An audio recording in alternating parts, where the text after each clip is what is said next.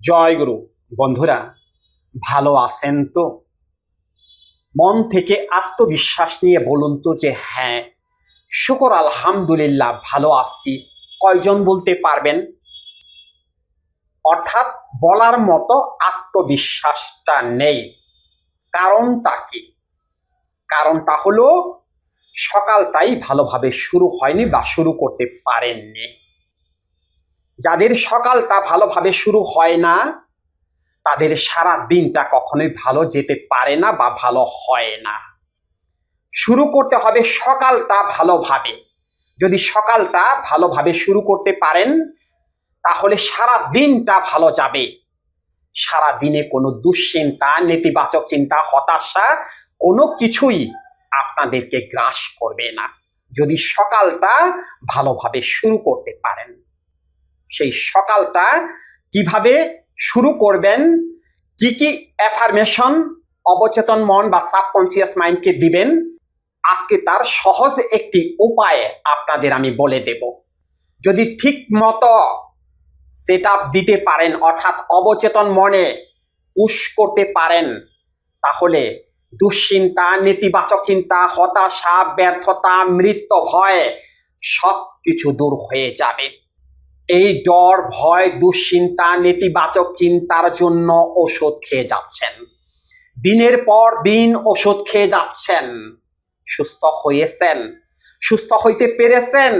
না, সুস্থ হইতে পারেন নাই, সুস্থ হইতে পারবেন না। কেননা সমস্যাটা হচ্ছে মনের মধ্যে। আর মনকে যদি আপনি সুস্থ রাখতে চান, তাহলে আপনার বেশ কিছু কাজ আছে, বেশ কিছু পজিটিভ থিঙ্ক আছে, পজিটিভ অ্যাফার্মেশন আছে, যেগুলো মনের মধ্যে সেট আপ দিতে হয়। তাহলেই আর মন অসুস্থ হয় না বা মনের কোনো অসুখ হয় না। ওষুধ ছাড়া ভালো থাকা চায়। রোগ শোক যন্ত্রণা দূর করার জন্য আমাদের দেহের মধ্যেই আছে ফার্মেসি।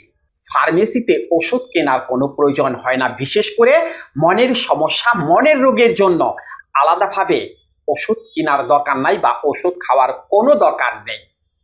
ওষুধ খেলে মনের রোগ দূর হয় না, ওষুধ খেলে দুশ্চিন্তা দূর হয় না। চিন্তা রোগের ওষুধ কিছু আসেনি সংসারে রে, চিন্তা রোগের ওষুধ কিছু আসেনি সংসারে। আমার কথাইগুলো, এই গানের কলি কি আমি বানিয়েছি? না, যারা ভাবুক সাধক তারা এই গান লিখেছেন।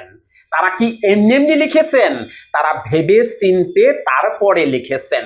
চিন্তা রোগের কোনো ওষুধ হয় না, এই সংসারে চিন্তা রোগের কোনো ওষুধ নেই।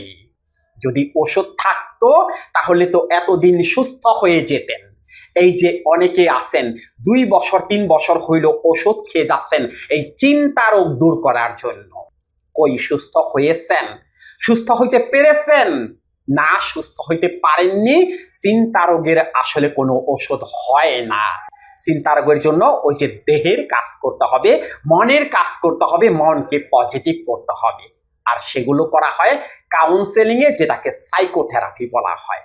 সেই কাউন্সেলিং বা সাইকোথেরাপির মাধ্যমে মনের রোগ বা মনের অসুখ দূর করা যায়।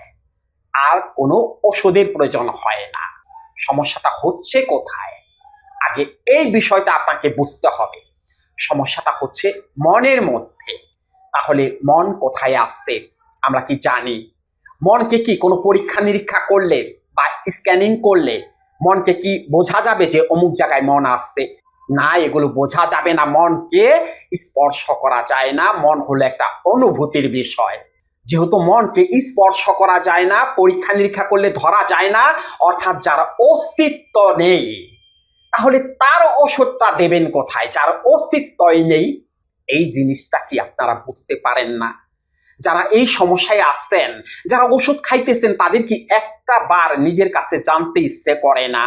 নিজেকে প্রশ্ন করতে পারেন না যে আমি ওষুধ খাইতেছি কেন? আমার সমস্যাটা হচ্ছে মনের মধ্যে। কোথাও যেতে পারি না, ভয় লাগে। মৃত লাশ দেখলে ভয় লাগে। কোনো একটা কাজ সাহস নিয়ে করতে পারি না। কিসের কারণে? মনের কারণে, অর্থাৎ মনের দুর্বলতার কারণে। তাহলে সেই মনের শক্তি বাড়ানোর জন্য কোন ঔষধ আছে? আছে কোন ঔষধ? না, মনের শক্তি বাড়ানোর জন্য কোনো ওষুধ হয় না। মনের শক্তি বাড়ানোর জন্য চাই পজিটিভ কাউন্সেলিং বা পজিটিভ অ্যাফার্মেশন। তার সাথে বিভিন্ন রকমের এক্সারসাইজ আছে, যোগা, প্রাণায়াম, মেডিটেশন আছে, যেগুলো করলে মনকে কন্ট্রোল করা যায়, মনকে স্থির রাখা যায়, মনের শক্তি বাড়ানো যায়। সেগুলো করতে হবে, কিন্তু আপনারা সেগুলো করেন? এই যে প্রতিনিয়ত আপনারা মোটিভেশনাল ভিডিও দেখতেছেন, মোটিভেশনাল ভিডিও দেখার পরে কি হয়? আত্মবিশ্বাসটা একটু বেড়ে যায় ওই মোটিভেশনাল কথা শোনার পরে। কালকে থেকে আমি এই করব, সেই করব, জিমে যাব, ব্যায়ামে যাব, কিসের কি, ঘোড়ার ডিম কিচ্ছু না। সকালবেলা ঘুম থেকে উঠেই বেমালুম ভুলে যান, কোনো কিছু মনে থাকে না। পারেন সকালটাকে ভালোভাবে শুরু করতে? জেদটা তৈরি হয় মনের মধ্যে যে না, আমাকে যেতে হবে, ঝড় হোক, বৃষ্টি হোক, আমাকে হাঁটতে যেতে হবে, আমাকে বাড়ি থেকে বা বাসা থেকে বের হতে হবে। এইরকম জেদ মনের মধ্যে তৈরি করতে পারেন? পারেন না, পারবেন না। একা একা অনেক চেষ্টা করতেছেন, ওই মোটিভেশনাল ভিডিও সারা দিন দেখতেছেন, তারপরও পারতেছেন না। কারণ কি? কারণ হলো ওই যে ভিডিওগুলো দেখেন বা এই যে আমাদের যে ভিডিওগুলো দেখেন, এগুলো তো মোটিভেশনাল ভিডিও। এগুলো দেখে কেন মনকে চাপ সৃষ্টি করতে পারেন না? এগুলো দেখেন ফ্রি, এগুলো দেখতে কোনো টাকা লাগে না। কিন্তু যদি এই কথাগুলোই কাউন্সেলিং এর সময় আপনাকে বলি বা যারা মোটিভেশনাল ভিডিও করে তারা যদি বলে, আপনি সেই কথা শুনতে বাধ্য হবেন। ওই যে টাকা দিয়ে ফেলেছেন, কেননা কাউন্সেলিং টাকা দিয়ে করতে হয়, কাউন্সেলিং ফ্রি করা হয় না। সেই জন্য আলাদা একটা চাপ মনের মধ্যে সৃষ্টি হয় যে না, ওনাকে আমি এতগুলো টাকা দিছি, অতএব উনি যেটা বলবে সেটা আমাকে শুনতে হবে। আর তখন আপনি সবকিছু করতে বাধ্য হবেন ওই টাকার চাপে। সেই জন্য অনেক ভিডিওতেই আমি কথাটি বলেছি, ফ্রি চিকিৎসায় কখনো রোগী ভালো হয় না।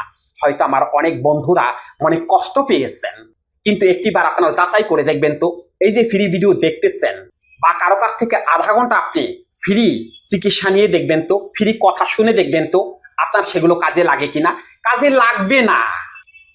যদি কাজে লাগতো তাহলে কি আর এত ভিডিও দেখার প্রয়োজন ছিল? একটা ভিডিও দেখেই তো আপনারা এই সমস্যার সমাধান করে ফেলতে পারতেন, অর্থাৎ এই ডর, ভয়, দুশ্চিন্তা থেকে বের হয়ে আসতে পারতেন। পারেননি। বছরের পর বছর কেন ভিডিও দেখতে হইতেছে?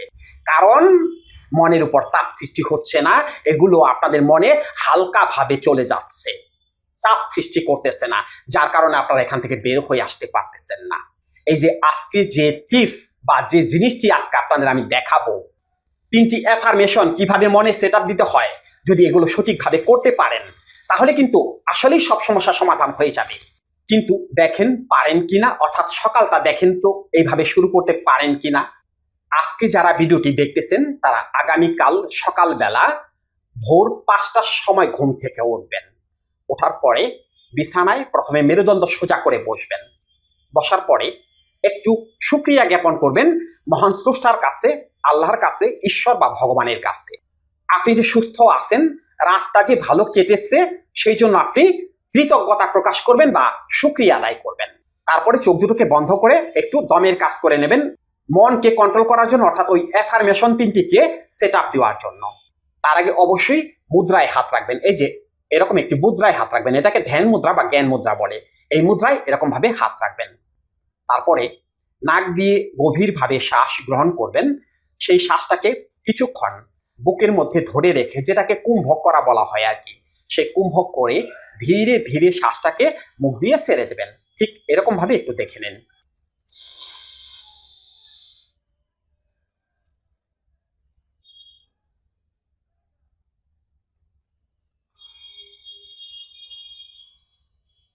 বাস, এ গেল দমের কাজ। এভাবে 1 মিনিট বা 2 মিনিট দমের কাজ করবেন, অর্থাৎ শ্বাস প্রশ্বাসের আদান প্রদানের কাজ করবেন। তারপরে মন সেট আপ দেওয়ার জন্য আরেকটু শান্ত করে নেবেন মনকে। কিভাবে শান্ত করবেন? 7 থেকে 0 গণনা করবেন, অর্থাৎ বেজুর সংখ্যা থেকে শূন্যতে নেমে আসবেন। এরকম ভাবে, ঠিক এরকম ভাবে 7, 6, 5, 4, 3, 2, 1, 0। এটা কিন্তু সাউন্ড করে করবেন না, মনে মনে সংখ্যাবাচক শব্দ গণনা করে মনকে আলফা লেভেলে নিয়ে আসবেন। তারপরে 3টি পজিটিভ মেসেজ বা 3টি পজিটিভ অ্যাফার্মেশন আপনার অবচেতন মন বা সাবকনসিয়াস মাইন্ডকে দিয়ে দেবেন। কিভাবে দেবেন? মনে মনে এরকম 3টি শব্দ আপনি বলুন এবং আত্মবিশ্বাস নিয়ে কিন্তু বলতে হবে। যেমন, আমি সাহসী, আমি আত্মবিশ্বাসী, আমি সব কিছু পারবো। বাস এরকম ভাবে পরপর আপনার অবচেতন মন বা সাবকনসিয়াস মাইন্ডকে মনে মনে বলতে থাকুন। আত্মবিশ্বাস নিয়ে বলবেন। একটা পর্যায়ে দেখবেন মন দারুণভাবে উজ্জীবিত হয়ে গেছে, মন চাঙ্গা হয়ে গেছে, অর্থাৎ মন পজিটিভ হয়ে গেছে। বাস সকালটা আপনি ভালোভাবে শুরু করে ফেললেন। যদি করতে পারেন তাহলে 100% এখান থেকে বের হয়ে আসতে পারবেন উইদাউট মেডিসিন। 1 টাকার ওষুধও লাগবে না।